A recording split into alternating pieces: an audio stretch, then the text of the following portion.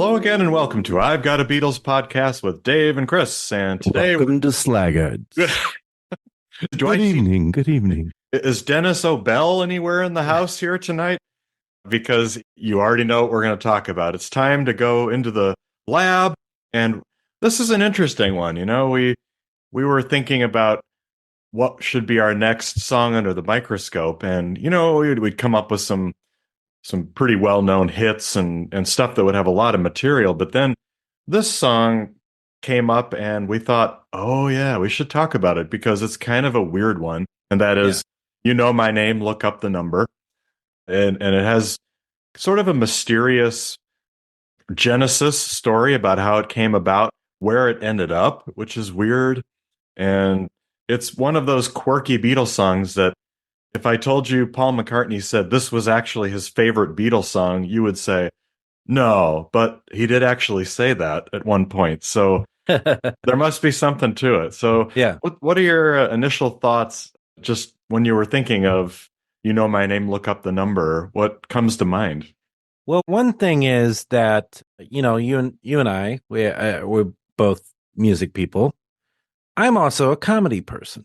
You know, I've done a lot of comedy over my lifetime and not much to show for it, but, you know, quite a bit of comedy. And this is really, in a way, a comedy novelty song from the Beatles, even more so than Christmas Time Is Here Again. Yeah. You know, like it's probably the most. I was thinking the closest to this might be Flying, where it's a da da da da da da da. Yeah. That's Yeah. that song. In that, and then another close song to this might be in Paul's category, the Venus and Mars, where he's doing multiple characters in the song and stuff like that. So it's Mademoiselle Kitty. Yeah, exactly. Yeah. So we've got it's sort of a novelty song here, sort of an experimental song in a way. And Dave, I went into my closet and I way back in the back of the closet, I dusted off my old music theory books. Oh yeah. And I was like, what is that called when there's a theme and variation?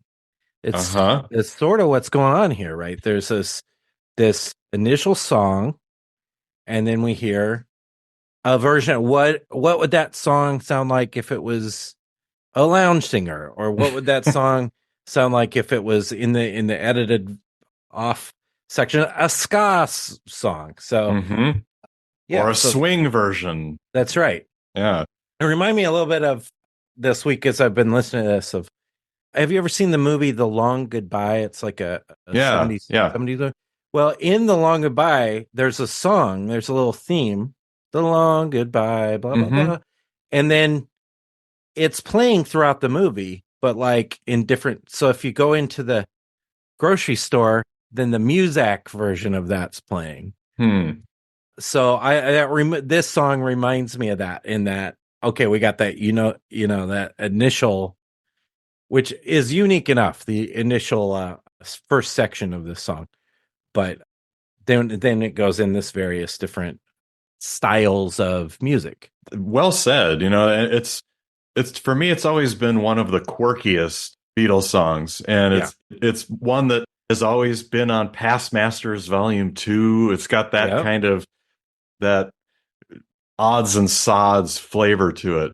Yeah, and it also the fact that it has a famous person on it playing sax is another characteristic that makes it stand out.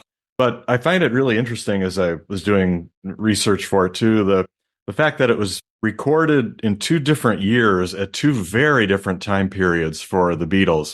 Yeah. So it was recorded, as you mentioned, during right around Magical Mystery Tour period. It was started May 17th and then June 7th to 8th of 1967. And then they shelved it for a while until the Abbey Road days, so 30th of April 1969, and John and Paul finished it up. So it's kind of a Frankenstein song, but I wanted to give a little bit of background from Ian MacDonald in Revolution in the Head, because I want to hear your take on this. He says, During much of the summer of 1967, the Beatles were, in effect, just messing about at random in the echo of Sergeant Pepper. Whether stoned as they knew they were messing about is besides the point. All that matters is that some of what they recorded then was a transparent waste of studio time. Unfortunately, since EMI was paying for it, there was no pressure for self-discipline. You know my name, look up the number is a fair indication of the state they were in. And starting out with it being a mantra is what John. Yeah. You'll talk about the theme of the name of the song and the fact that there's no words except that. Yeah. But what do you think about it? He sort of eventually he says he thinks it's quite funny, but it's kind of a throwaway or just a messing about stoned tune. Well, you have to allow the Beatles to experiment. And some of those experiments are going to stay on the shelves, your Carnival of Lights, for instance. But you have to, what's wrong with the Beatles experimenting? They might find something absolutely incredible. In this case, what they found, I think, is something kind of close to what George Martin would have been producing before. Yes. The Beatles started, which is a little comedy piece. And, they've always been close to and fans of Monty Python. And there's a section in here that's kind of a Monty Python-y kind of silly thing. So I have no problem with it. And as far as B-sides go, like give me a B-side that's fun and funny and interesting rather than, let it be instrumental version or something like that. Well, right.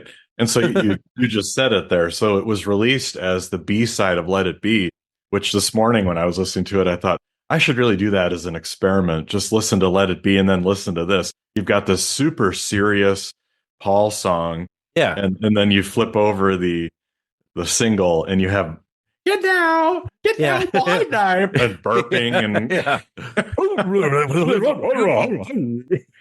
yeah. So it's just like the two, but that's the Beatles, it's those two sides. You've got the very serious craftsman writing a serious song, and then you also have that zany side that the Beatles always had, and like that you mentioned George Martin, that he found attractive and why they liked him. And why they would continue. George would be friends with Monty Python, and bankroll some of their movies, and they always had that humor. So it doesn't seem so far out when you think of it that way. Yes. The other thing is, it's the Beatles. Everything here, especially in the edited version, and we'll talk about the second section that got cut out. That is available for us to hear now in anthology version, but it's all excellently done. It's all like Beatles. It's all like, be it two different recording sessions and all that, they still like got it together enough.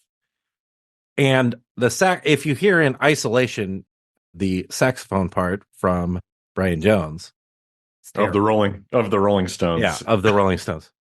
It's terrible. It's terrible. It doesn't sound good on its own, but mixed in, it's perfect. It's like that they would get it right every time. Yeah. So they did. Yeah. Now let's talk about each of the sections here. I'd like to just kind of go through because there's in the long I was sort of the anthology version and then the regular version that you hear. You kind of have to listen to both of them and. Yeah, because you got to hear this second section that was edited out. But let's take it the first section on its own.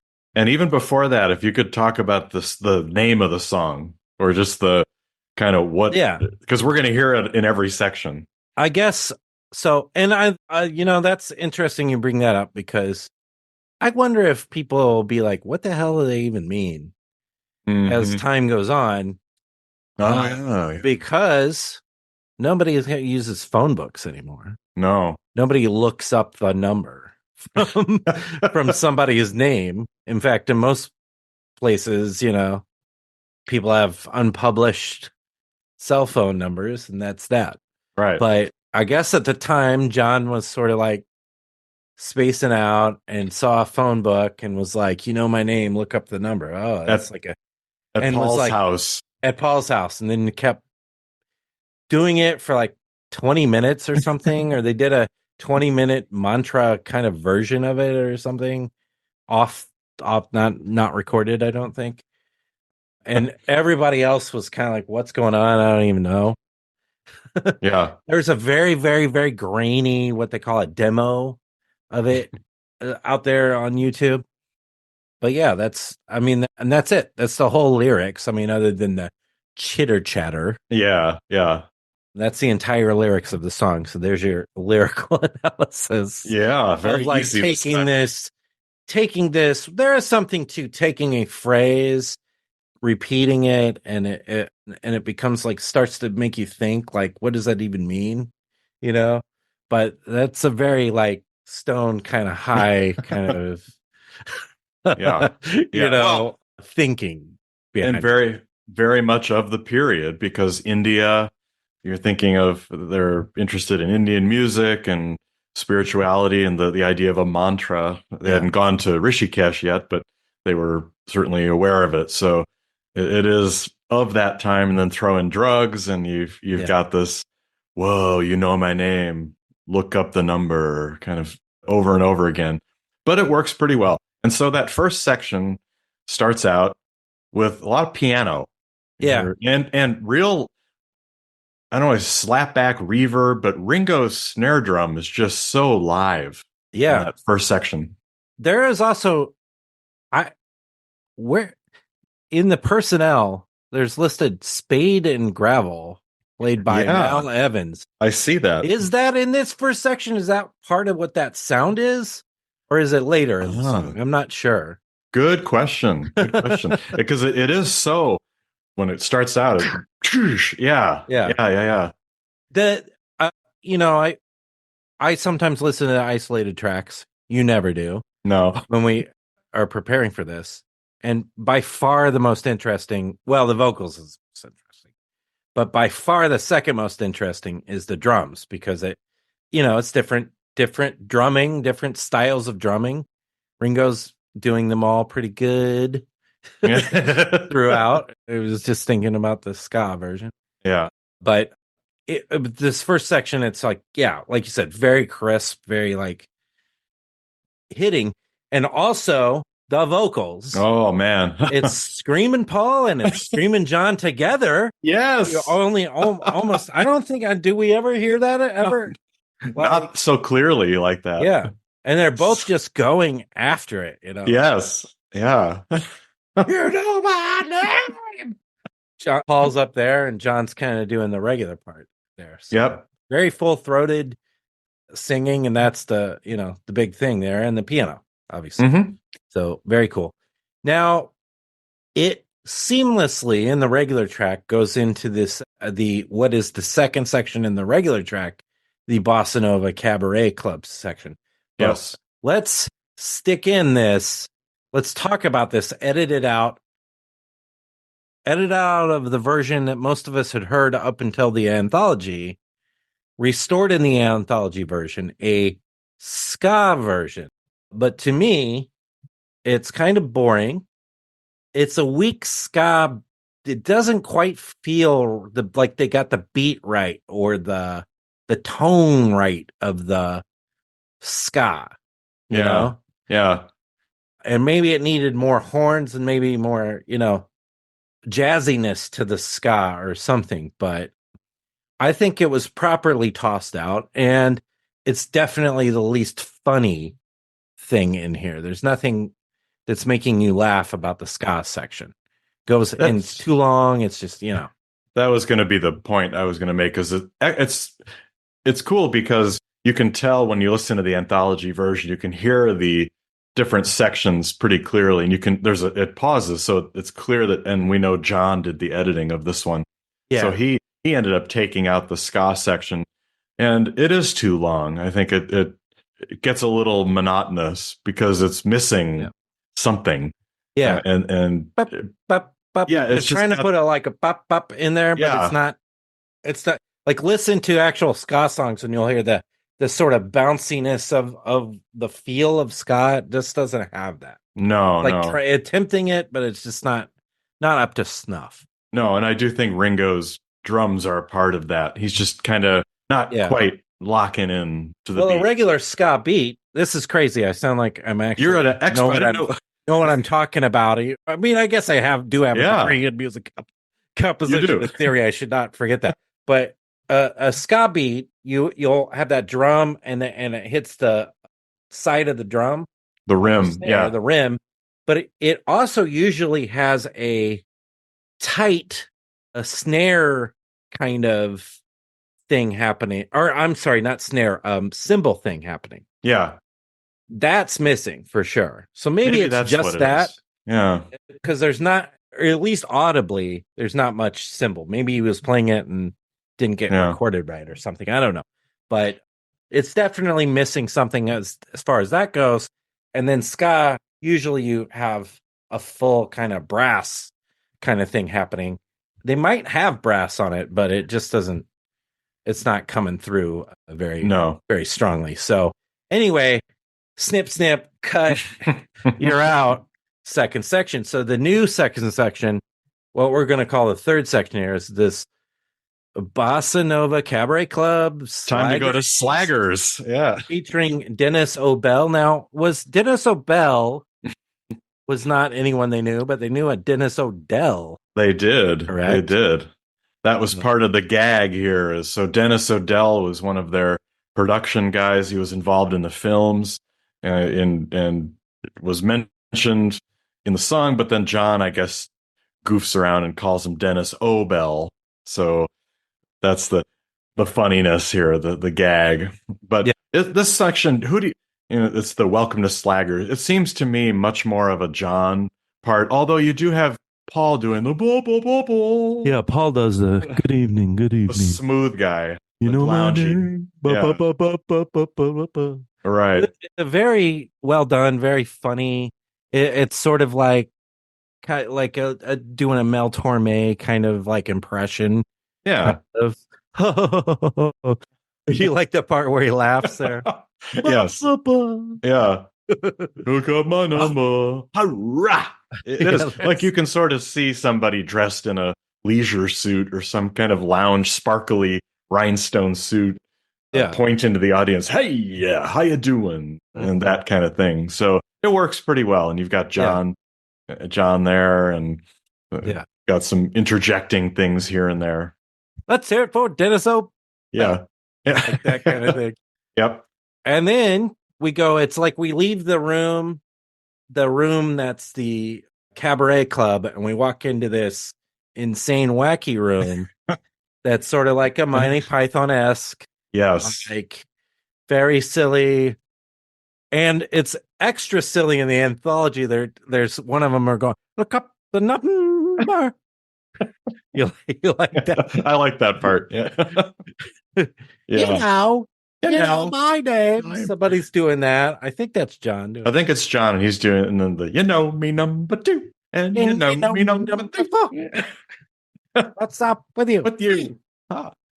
You know my name. And the falsetto, and they're having a good time. And I should say that when I was reading, I don't know which source, but it said that when John and Paul did a lot of the vocals or redid them during Abbey Road period, and so they weren't always getting along very well, but the engineer or whoever was talking about it said this was actually one of the most fun times they had. They couldn't believe that they were having such a good time with it, because you can hear it. Yes, very silly. Yeah. They, of course, the cuckoo sounds too again. Yeah, oh yeah, that's right. So very good, very good. Yeah. I like that section a lot. And then it goes and we go into this jazz club type thing. It kind of sounds like the music you'd get at the end of Mr. Rogers' Neighborhood. Yes. It's like a real jazz combo, solid jazz combo thing with a piano. But you also that would be fine and sweet and sound great, but you get a rapid mumbling John Lennon with a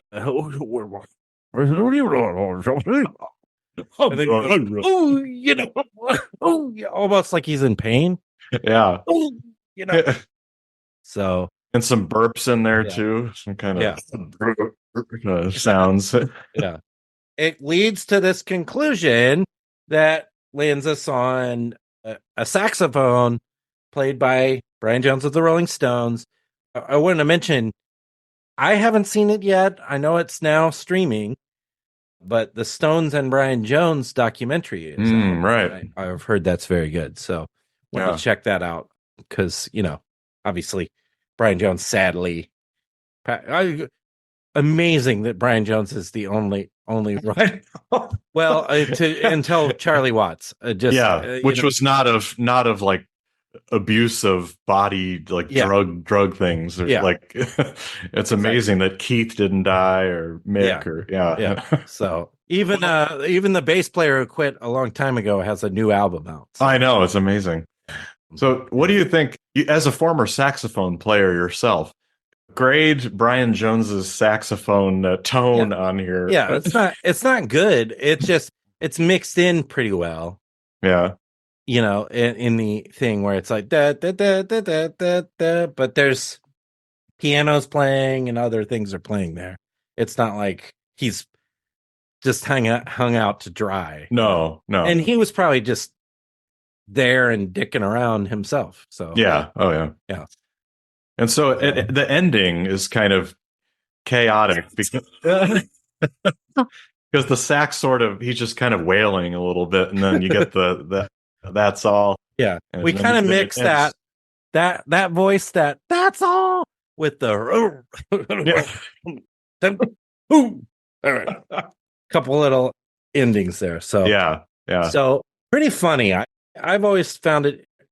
Every time it pops up, I'm like, oh, let this one play. It gives me a laugh, and is it a top 50 Beatles song? No, but it's pretty good. Is it the best Beatles song?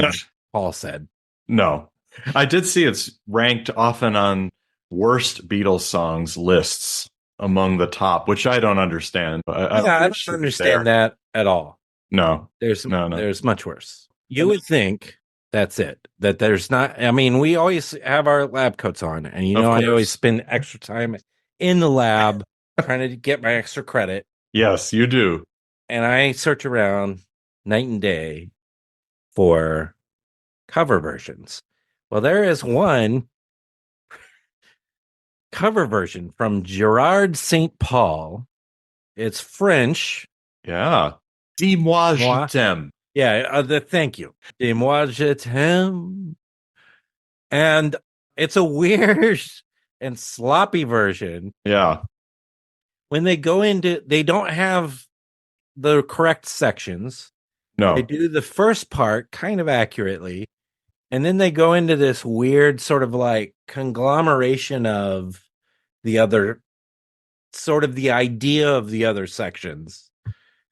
There might be two sections in that part, but the one thing is they throw in a "Let's swing, baby." It's all in French except for a "Let's swing, baby." Yeah. Because of course it's a swing. Yeah. And it's like, there's a little bit of that and a little bit of sounds in there. It's like a crazy version. So you gotta give it a good listen. You gave it a listen, right? I did. I liked it. I love French singing, so it was cute. Yeah, but yeah, it did. It got a little off the rails towards the end. Yeah. It was like, oh, I can't do all this. Yeah. How am I gonna finish this? Nah, forget it. We'll just and dis-moi je t'aime from my French means talk to me.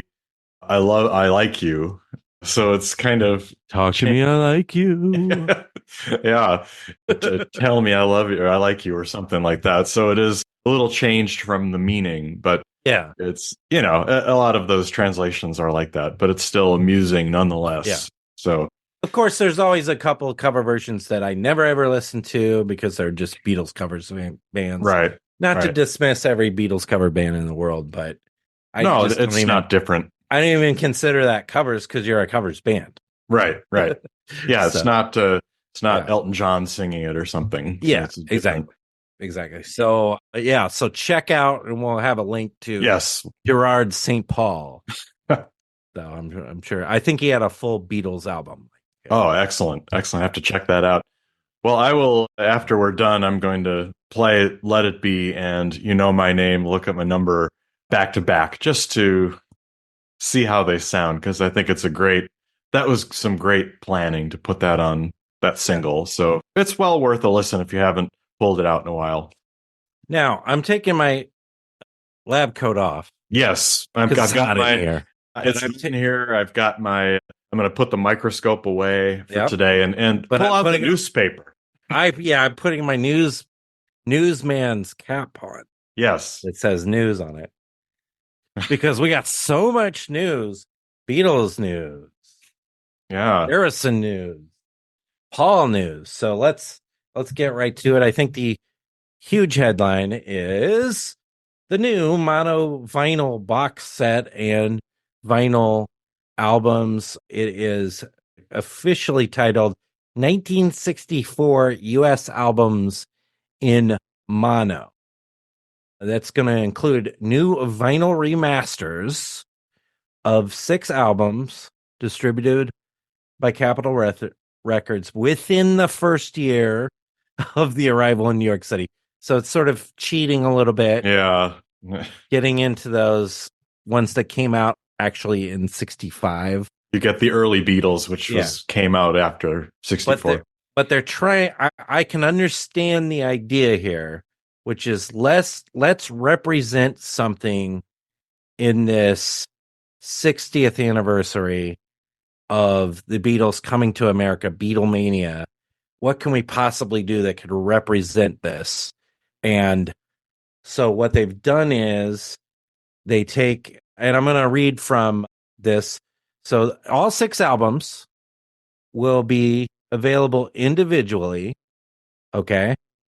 But there's a box set that includes a further exclusive, which is a repressing of the double album audio documentary, The Beatles Story. All of this is going to be available November 22nd. Now, I want to read from this. These albums were cut for vinyl from the original master tapes using a completely analog signal path with consistent reference to first-generation pressings of the original albums. And then they say, it was made using a Studer, this and that, and all this other stuff. So you can check out these. Now, what albums are they here, Dave? We've got Meet the Beatles, Beatles' second album, Hard Day's Night, the motion picture soundtrack, the US version. And then the Beatles Story would be in the box set version that's not individually available. You got Something New, you got Beatles 65, you've got the early Beatles. The big headline is each of these individual albums on their own, $29.95. If you want the box set, now that's 6 albums at $30. So that's what's 3 times 6? About $180. $180. But if you want the box set, if you gotta have the Beatles Story, if you've got to have the slipcase that comes with it, no booklet, I don't believe. There's notes. I don't know if there's an actual booklet, but there's notes from Bruce Spicer in each of the. If you buy it individually, you'll get the notes. $299. So that is quite a jump up from buying them individually. Forget about the Beatles Story, which is just talking anyway, right? Yeah. There's some music interspersed. Yeah. But I don't know why anybody in their right mind would buy set in this circumstance. I actually really like the idea of releasing these mono high upgraded sound quality direct analog cuts on records. So because if you grew up with the records, you've got scratchy old versions of the records. They sound like crap. Or you've got the fake stereo kind of stuff. The fold down stereo. Yeah, some people like it, but just for nostalgia reasons. I actually like the idea of the actual mono cuts of these, and I might find myself purchasing something new or something like that. But otherwise, the box set, I'm holding my nose at the price at least. Yeah, it's very strange. I don't know. Is this well? First of all, everyone had been expecting that we would have some kind of rubber soul set because we were teased by the remixes on the Red album last year. Yeah, last year. Yeah, I guess it was. But then that's apparently not happening. Then other people have rumors saying, "Oh, they're going to save it for next year because it'll be 60 years." Okay, this one came out of nowhere, and is this something that people have been asking for, or as have been really clamoring for? I don't have any problem with it. I think it's fine, and like you, I have cruddy US copies that like I think my Beatles second album is broken, but it still plays if you push it flat enough to make it work. So I'd be and it's stereo, so I'd be up for hearing the mono versions because as you said, the stereo is kind of secondary to the mono. But I just don't understand the marketing or who this is directed to or why. And it's that 64 thing. It's I get it. Here's an anniversary. Here's a thing. Let's commemorate, I guess. Yeah, I guess. And I know internationally, these are harder to find. I heard an English podcaster talking about how a lot of the American albums, you can find them in the UK, but they're quite expensive and in bad shape. And so for that, I get it. And having them out there again is fine. Just as it's sort of a strange thing. I just want, and if you're going to put the American albums out, we all would like to have the rest of them too. In eventually, maybe we'll see another release, another round. Yeah, that'll have the Rubber Soul and Help and Revolver and the Yesterday and Today. Yeah, so maybe, but hey Jude. That'd be great. Yeah, it just was kind of a strange one, and especially I don't think I would have as much of a head scratching moment if it weren't for the weird box set issue and the extreme cost. Here's the other thing. Just they priced up that box set too high. Oh yeah. Yeah. Definitely. Shave $50 off of that thing, maybe. I wonder if eventually this will sell so poorly. Yeah. That the box set will pop down in price and you'll be able to grab it at a more reasonable rate. I don't know. We'll find out. Yeah. But I wasn't too bothered by this release. I know we got to get out of the habit of being like, but I thought this was coming out and getting so upset that Rubber Soul's not coming out. Because guess what? Rubber Soul's coming out eventually. Yeah. You'll have it. Take it easy. There's other fish to fry, and that translates to something else you could buy some of and try some of. Nice. I see what you did there. Which is George Harrison, Living in the Material World. The George Camp. We've always called the George Camp stingy. I'm going to stop doing that, actually. After I watched a Danny Harrison video, which I recently discovered, I guess it was from 4 months ago or something, probably when his album came out. And they were doing an interview with him. The first half of the interview is a lot about spirituality, but it gets into him describing how insanely complicated maintaining this absolute gigantic archive of George Harrison's, including instruments, including equipment. And he's like, some of the most, amazing records were recorded right here in this studio. And he said all of the studio works. All of the studio is like in functioning and in pristine condition. And you could walk right in and record. Well, they got together something from that archive, which is Living in the Material World. So we're going to get a remix, a Paul Hicks remix of Living in the Material World. right? And that's going to be disc 1. And then disc 2 is going to be one disc only, additional, of alternate takes plus Miss Odell plus Sunshine Life for me only on the CD version. And then if you get the combined set, so there's a combined set which does this thing where it's 2 CDs, 2 LPs, and a Blu-ray disc, and a 45, which also has Sunshine Life for Me on there a couple times. Then you get that extra little Sunshine Life for Me thing. But otherwise, you can only get that on the 2 CD. On the 2 LP, you don't get that. But I'm still happy, and I think I would, and probably will, buy this 2 LP version. Looks pretty good. So what's your take on, and there's a 1 CD version and 1 LP version, of course. Sure. But what's your take on this? Well, initially glad to see, well, obviously we're happy to see anything from the Harrison estate come out. So, because it's All Things Must Pass was a few years ago, and that's really the only thing we've gotten.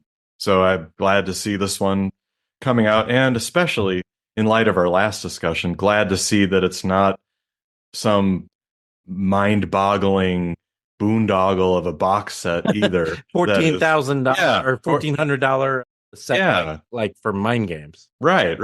I think it's what a box set for this kind of album should be. It's not monumental like All Things Must Pass.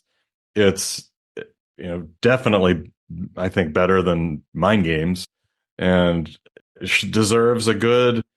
Let's have the album and then maybe select tracks that provide something. Now they've already released one version of "Give Me Love," and to me it's Take 18 acoustic version.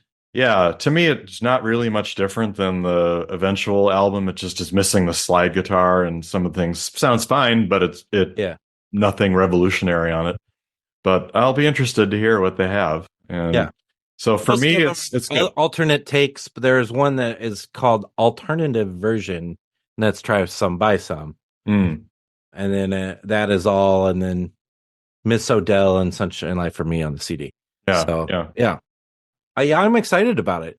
And probably with the George albums more than any of the other guys' albums. I want to hear these remixes. Yeah. Because I find a lot of the George stuff to be kind of muddy. Yep. And particularly George's vocals a little pulled back in places. This, at least from what I've heard so far of this, if all these have a commercial, like a little video out there for the release. And when you hear that, it's like, oh, this is going to sound really good. Yeah, so, definitely. We reviewed this album. We'll probably review the set when it comes out. Oh, the release date of the set is, what did I say? Because you said November 15th. November. Oh, interesting. So this is coming out before the Beatles thing. And I wonder if there was some, I'm sure they have these meetings and coordinate stuff. And I wonder if the Beatles are like, okay, we're not going to overwhelm that with the big set now. We'll just release the US albums now, and then next year, maybe earlier than later. Yeah. Maybe we'll get a big Beatles, Rubber Soul or something like that. Right. So I don't know. So that'll be interesting to talk about. November 22nd, which is the day the White Album came out, and John F. Kennedy was assassinated. Yeah. So kind of an interesting date to remember. And then a week before that, we'll have the Harrison set. So I'll be interested. I these days, I've been less and less on physical product, so I probably will just be listening, but I'm excited to see how it looks, and I'll watch other people unbox them just to see how it looks. Yeah, we'll definitely be listening to that one a lot, and I'm sure this remix is going to be very good. Yeah, definitely. I'm excited about that. Now, that's not all that's going on.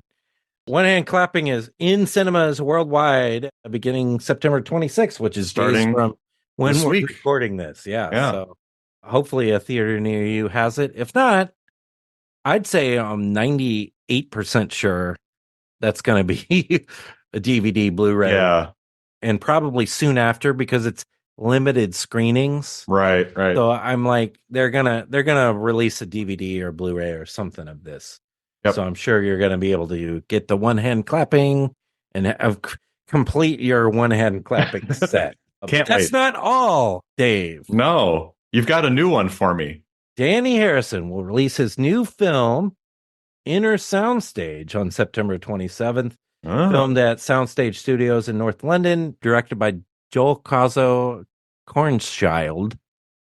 Okay. I'm sure I messed up that last name. Child. Inner Soundstage, a live performance of Harrison's recent critically acclaimed album, Inner Standing, featuring Danny and Josh Giroux and quite a few other people. So yeah, it's his album from start to finish, live on a soundstage.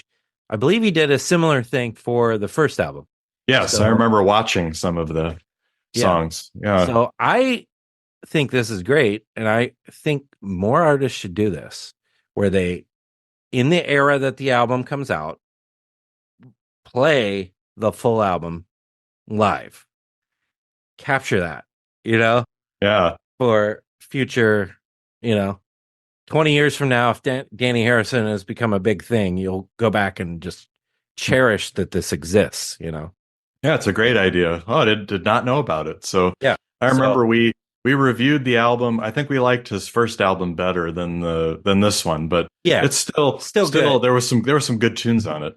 So this Friday I'll be at the Cinemark watching one hand clapping. This Saturday I'll be kicking back listening to Danny Harrison, or maybe it's Thursday and Friday. I got my days wrong, but yeah.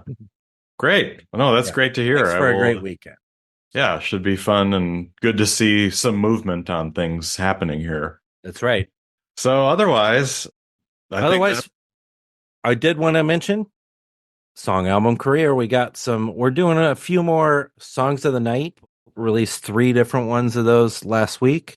So please tune into that YouTube channel and give us a like and a subscribe. And all of those songs should be on a playlist. I'm working on getting one big playlist that you can just go to and hit play, and you'll hear me talk. A song will play. You'll hear Dave talk. A song will play. So, yeah. So, great. Song album career. Excellent. And Tears for Fears also are doing one of these things where they play and you can only see it in theaters, sort of like Paul's thing. So that's a great idea. It's very good. Good. And as always, if you want to write us, send an email to I've got a Beatles podcast at hotmail.com, and we will include you at the end of the program. So in the meantime, go back to my name, look up the number, and all these other things. Start deciding what you're going to buy or what you're going to listen to, and we will, of course, bring you all of our opinions on everything when they come out. In any case, thanks as always for listening, and we'll be back at you soon with a new episode. That's all.